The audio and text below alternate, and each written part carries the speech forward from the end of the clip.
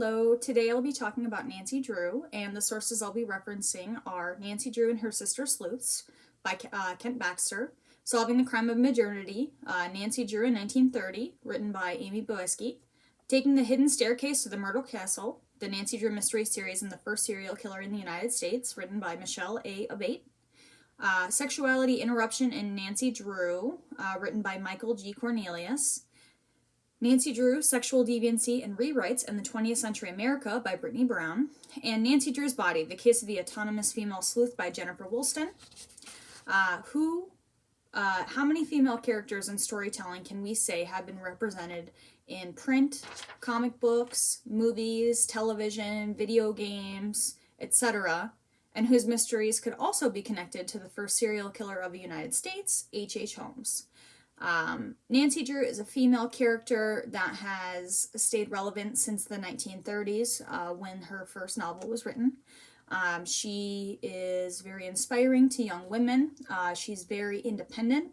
She is welcomed by law enforcement to help solve mysteries, being a force to be reckoned with. She has great friends. She's got a boyfriend depending on which novels you read. And her father is a lawyer, so she has a lot of connections that have helped her to solve many mysteries over the decades. She's an unstoppable character, and she is important now as she was at the beginning of the 20th century, and helped to define what it meant to be a middle-class teenager in the age of the Depression. Nancy Drew began as a series of novels based on the teen detective, as a female counterpart to the Hardy Boys books, which they are detective brothers who have similar roles, and they solve mysteries in their hometown and all over the world. Both series were meant for teens at the time, which helped to define a new concept of separating childhood from adulthood. These novels were first published in the early 1930s and were seen as the greatest phenomenon among the 50 centers. 50 centers being the novels of the time that were only 50 cents. And that was said by Forbes. They were the phenomenon. The books were seen as a good value during the Depression and offered a new view of the middle class, which had just began to form at the time. Nancy Drew has experienced many revisions, and having survived the Depression, moved on to the next era. She has changed so much over the years, just as American society has changed and how women have changed. But these changes have made her stay relevant and current with each year, and profitable in a changing market.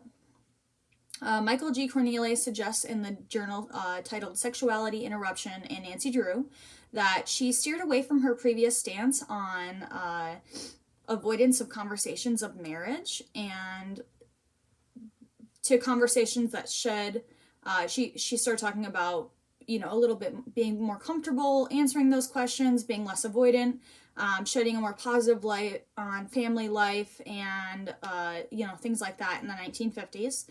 Nancy was written to be more relatable to women of the 1950s, where marriage and motherhood were at the forefront of women's lives. However, Cornelius states that the essentials of Nancy Drew's character, her long-standing desire for social justice, her ability to accomplish tasks, whatever task is set before her, her need to unravel mysteries, all remain intact. He states that maybe it wasn't Nancy changing at all, but the world around her changing and her adapting to those changes.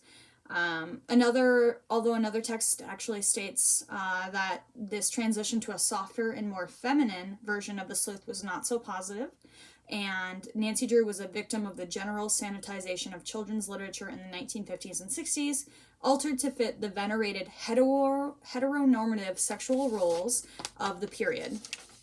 Whether or not this was a positive change for Nancy Drew, it did help her to stay relevant and through the 1950s and into the next era of teen readers. With each revision of Nancy Drew, or each addition to the universe, there came a new Carolyn Keene. This name is a pseudonym for all of the writers that have written under this name since the first publication. Many women have written stories about Nancy Drew and giving them their own personal flair and allowing Nancy to have a place in each generation of female sleuths. I think this gives the author the ability to be just as relatable to the current generation as the previous author was to the generation that they identified with. Not only has the sleuth changed with each publication, but it has evolved into other media like comic books. I'm currently reading Nancy Drew and the Hardy Boys, The Big Lie, published in 2017. It's much edgier. It breathes new life into the characters. You get to see Nancy and the Hardy Boys together, teaming up, which is always so much fun.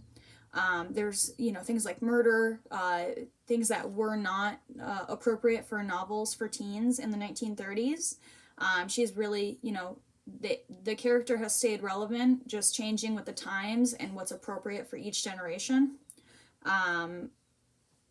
There's also a very successful PC game. The first entry being from 1998, which is how I have enjoyed Nancy Drew the most.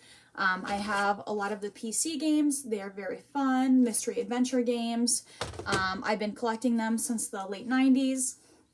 And I also have the first 10 novels here with the original style of the yellow hardcover, as well as a reprint of one of the original novels. This is one that they printed it from the original writing and not the revisions that were made in the 1950s, where they were trying to kind of make her more relevant to women of the 1950s. So it's very true to the original storytelling. Throughout history, Nancy Drew has found a way to stay relevant, stay connected to modern culture, and survive the test of time.